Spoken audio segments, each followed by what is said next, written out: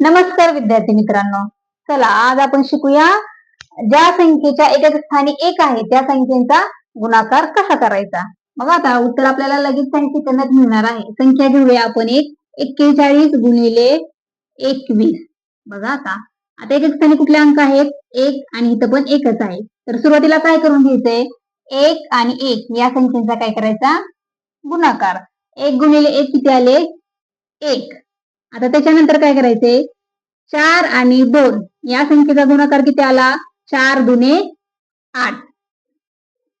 ही संख्या आपल्याला पुढे लिहायची आणि ज्या संख्येचा गुणाकार केला त्याच संख्येची काय करायची? परत बेरीज.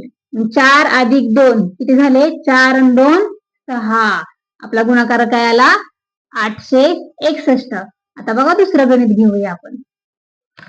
51 गुणिले 31. आता या संख्येचे एकच स्थानी अंक कुठले आहेत? 1 आणि 1.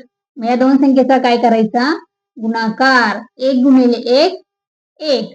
पुन्हा 5 आणि 3 या संख्येचा गुणाकार किती आला? 5 त्रिक 15. 15 ही संख्या पुढे लिहायची आणि 5 आणि 3 या संख्येचा परत काय करायचा?